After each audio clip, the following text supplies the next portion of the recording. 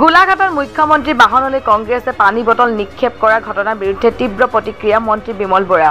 কংগ্ৰেছৰ এনে আচৰণ বহু আগৰে পৰা কৰি থকা বুলি মন্তব্য। উল্লেখ্য যে গোলাঘাটত গিৰ গাড়ীৰ কেলেংকাৰীৰ বিৰুদ্ধে কংগ্ৰেছে প্ৰতিবাদ সাব্যস্ত কৰিছিল। সেই পথেৰে মুখ্যমন্ত্ৰী কনভয় পাৰ হৈ যোৱাৰ সময়তে কলা পতাকা প্ৰদৰ্শন কৰাৰ লগতে মুখ্যমন্ত্ৰী বাহনলৈ লক্ষ্য কৰি পানী বটল দলিয়াইছিল। কংগ্ৰেছৰ এই আচৰণ এতিয়া নহয়, কংগ্ৰেছৰ এই আচৰণ 1975ত ইমাৰ্জেঞ্চি সৃষ্টিৰ জৰিয়তে সমগ্ৰ দেশবাসীৰ ওপৰত সংবিধান হত্যাৰ জৰিয়তে অবৰ্ণনীয় অত্যাচাৰৰ তেওঁলোকে ইতিহাস ৰচনা কৰি থৈ গৈছে।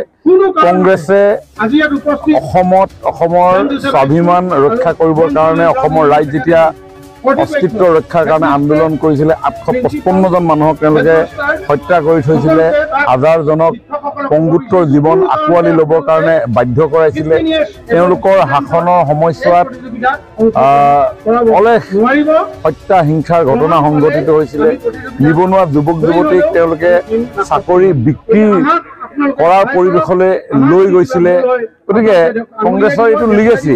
গতিকে এতিয়াও আজি মুখ্যমন্ত্ৰী ডাঙৰীয়াৰ লগত যিটো ঘটনা সংঘটিত কৰিছে, এইটো কংগ্ৰেছৰ তেওঁলোকৰ চাৰিত্ৰিক বৈশিষ্ট্যৰ প্ৰকাশ ঘটিছে।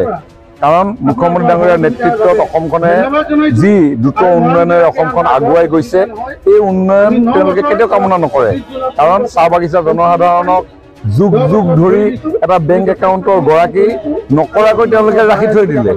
তেওঁলোকৰ কেৱল এই নেতিবাচক চিন্তা কৰাৰ যি ৰাজনীতি, এই ৰাজনীতি এতিয়া এটা পজিটিভ এটিটিউডেৰে যে মুখ্যমন্ত্ৰী ডাঙৰীয়াই লৈ গৈছে, তাত তেওঁলোকে কোনো কাৰণত ভাল পোৱা নাই। তেওঁলোকে যেনে তেনে তেওঁলোকৰ এই ভিতৰত সোমাই থকা এনেকুৱা ধৰণৰ নেতিবাচক চিন্তাবিলাক আজি তেওঁলোকে কাৰ্যালয়ৰ তৰফৰ পৰা কাৰ্যালয়ত উপস্থিত হৈ বটল নিক্ষেপেৰে প্ৰকাশ ঘটাইছে। গতিকে কংগ্ৰেছে এইটো চাৰিত্ৰিক বৈশিষ্ট্য।